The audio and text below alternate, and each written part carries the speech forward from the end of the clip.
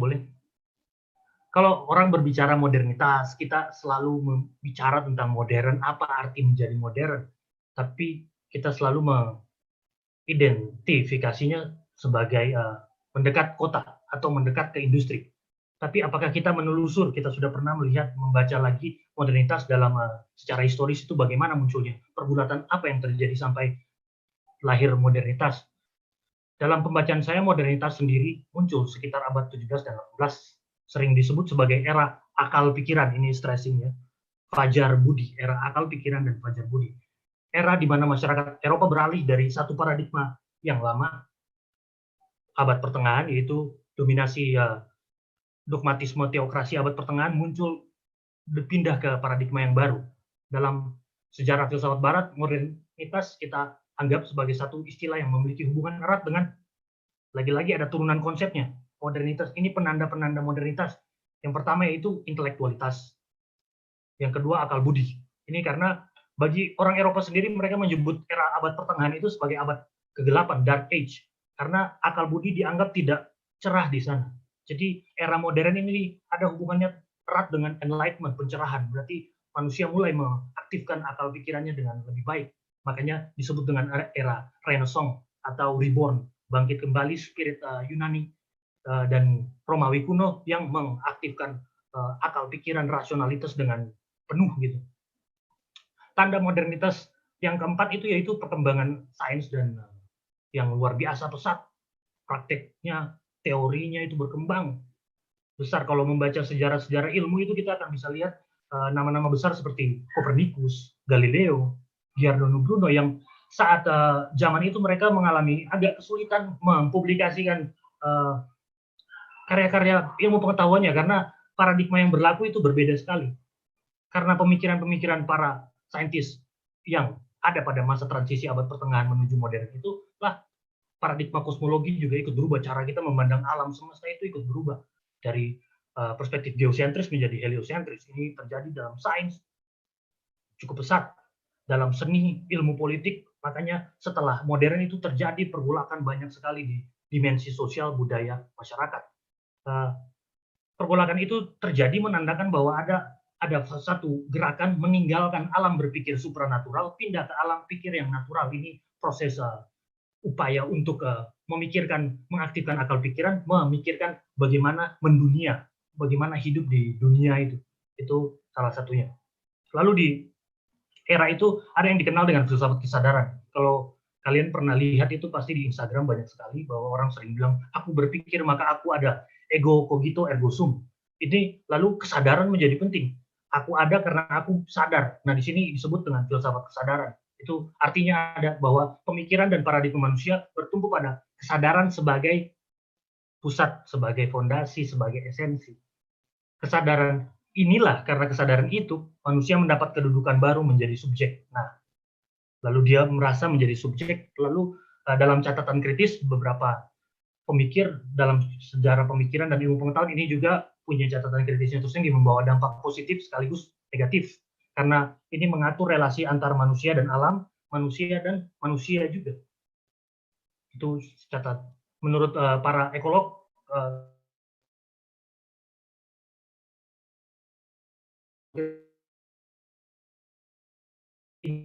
yang diwariskan sejak modernitas itu berkritisnya. Dilahirkan paham yang sering kita sebut humanis. Kita harus jadi manusia yang humanis, apalagi dalam tradisi ilmu sosial dan budaya kita menyebutkan konsep ini secara sering dan terus-menerus. Tapi maksudnya utama adalah menekankan nilai dan agensi manusia secara individu ataupun kolektif.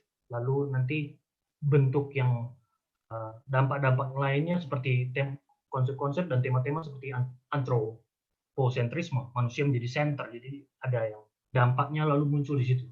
Lalu modernisme ini yang juga didasarkan oleh konsep-konsep yang di atas ini, lalu dia membawa dampak lahirnya revolusi di bidang sosial, budaya, revolusi Inggris, Perancis, Amerika. Modern itu pergolakan budaya dan peradaban di Amerika, di Eropa itu kencang sekali di Barat. Itu bisa dilihat dalam baca sejarah-sejarah revolusi Inggris dan Perancis dan di Eropa pada umumnya, Amerika juga. Revolusi ini menurut saya menunjukkan era baru, manusia hendak keluar dari ketidakbebasan pikiran dan kungkungan tradisi dan kekuasaan lama. Dalam tataran paradigmatik, modernitas dimengerti sebagai era fajar budi, age of reason, atau rise of empiricism. Karena dalam tradisi sains berkembang itu ada namanya empiricism. Fenomena modernitas yang muncul dalam tataran paradigma itu diikuti oleh tataran yang konkret ini. Apa tandanya? Revolusi industri. Berapa kali revolusi industri kalau bisa kita catat? Revolusi industri terjadi 4 kali. Fenomena modernitas yang muncul dalam tataran konkret ini ditunjukkan dengan revolusi industri 1-2 yang awal. Modernitas kemudian diikuti dengan revolusi industri 1-2 sampai abad 20 awal. Revolusi industri jika dilacak, ini didahului oleh revolusi Gutenberg. Kalau diperiksa ini, saya anggap sebagai revolusi informasi paling pertama, karena di situ terjadi penemuan mesin cetak, printing press, dan berarti informasi disebarkan dengan luar biasa. Literasi kemudian berkembang dengan pesat, mempengaruhi konteks sosial budaya, sains, perkembangan sains berkembang karena textbook bisa didapatkan di mana saja, ilmu pengetahuan semakin luas, dan juga berpengaruh terhadap agama, terkhusus Protestanisme. Ini dalam tema tertentu itu dibahas tersendiri dalam sejarah kebudayaan Jerman itu. Ini Protestanisme lahir karena dampak-dampak ini. Perkembangan sains merupakan wujud modernitas menghasilkan industrialisasi. Bisa dibaca di slide itu bahwa revolusi industri pertama itu ada penemuan mesin uap. Ini terapan teknologi dan sains. Akal pikiran yang dipraktekkan menjadi sains, sains diturunkan jadi teknologi, lalu dia menghasilkan masyarakat kapitalis awal. Jadi struktur masyarakat kita dipengaruhi oleh alam pikir. Modernitas mempengaruhi itu. Ini ada proses saling mempengaruhi di sana. Jika diperiksa, sejak zaman itu terjadi urbanisasi juga. Orang-orang lalu mulai dari pedesaan pindah ke kota, ini terjadi urbanisasi. Sejak saat itu secara sosiologis muncul kehidupan masyarakat industri yang disebut dengan masyarakat dan budaya urban. Urbanisasi terjadi. Orang-orang pedesaan mulai pindah ke kota dengan alasan ada cita-cita mengikuti industrialisasi dan kemajuan orang sana. Di Indonesia sampai hari ini kita masih melihat itu, karena ketidakmerataan infrastruktur dan pembangunan. Jawa menjadi melting pot bagi seluruh orang di Nusantara. Kita datang dengan harapan bahwa kita akan maju di Pulau Jawa. Dari mana saja. Kalau kita pulang dari Jawa, kembali pulang kampung, kita akan dibilang bahwa kita adalah orang yang maju.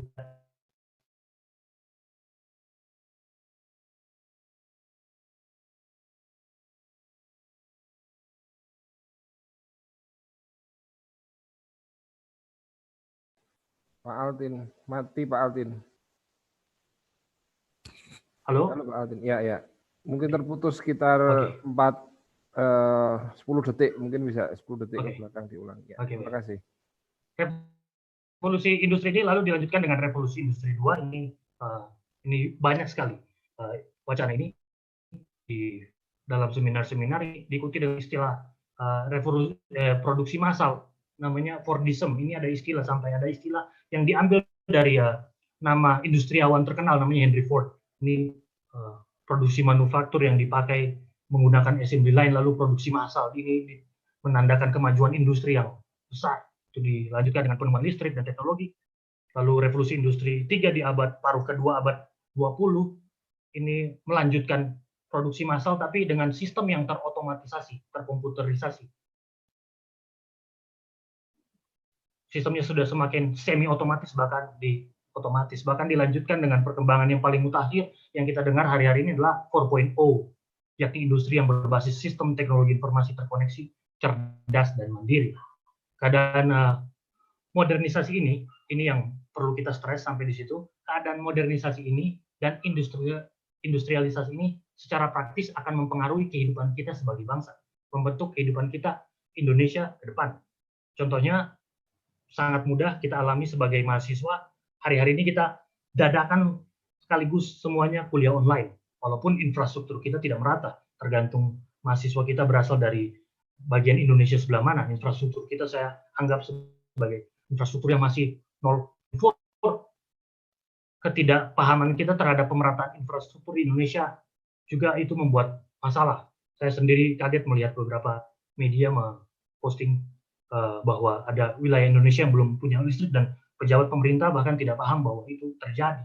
Dan itu agak membuat saya berpikir lagi sebagai warga negara, sebagai pelajar ilmu sosial dan filsafat, ini apa yang salah, apa yang terputus dari itu.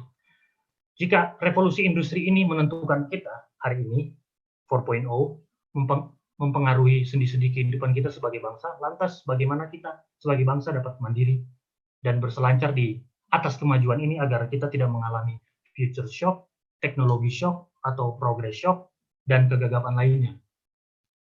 Untuk itu, saya rasa kita memerlukan paradigma, satu semacam sudut pandang, juga semacam orientasi etis. Itu tadi sudah diucapkan oleh Pak Hastanta bahwa konsistensi antara orientasi etis, pembukaan undang-undang, dan penerapannya itu memang penting sekali. Pertanyaannya, di mana kita dapatkan pegangan tersebut? Ya, tidak laik dan tidak bukan adalah dari Pancasila. Sebagai bangsa Indonesia, nilai-nilai dan cita-cita bangsa dimuat dalam Pancasila. Pancasila, boleh slide berikutnya.